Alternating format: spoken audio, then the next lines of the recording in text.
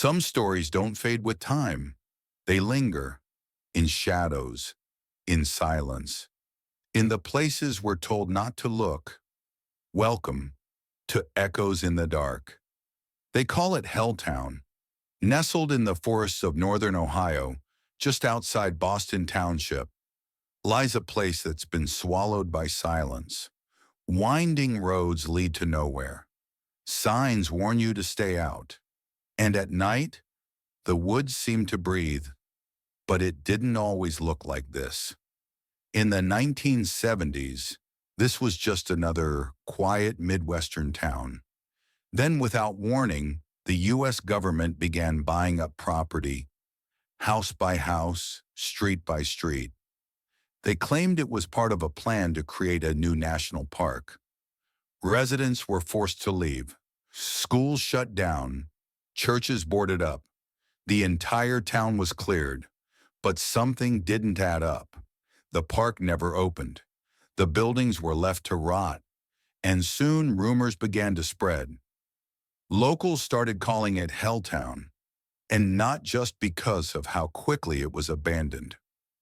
People who dared to explore it spoke of strange smells, distant screams, and figures watching from the tree line.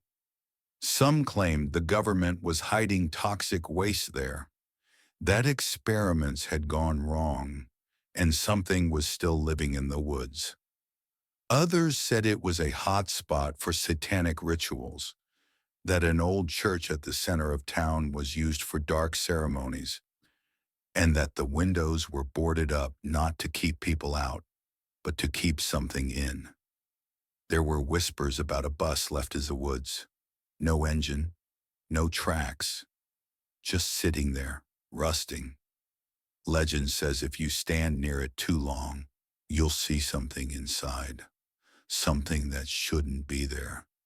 They say if you drive out there at night, your car might stall on the road.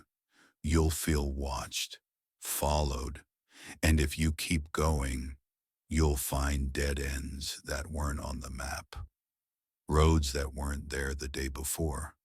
But maybe the most chilling part is that the legends never stop. New stories still surface, about hikers who vanish, about heavy footsteps behind you when no one's there, about signs that say no trespassing, but look like they were written in blood. Of course, the government insists it's just an abandoned town, a relic of park planning gone wrong. But if that's true, why is it still off limits? Why are the roads blocked? Why does every local have a different story? And why do they all agree on one thing? That something's still there, watching, waiting, and whatever it is, it was never meant to be found. This has been Echoes in the Dark. Subscribe for more stories from the edge of the forgotten.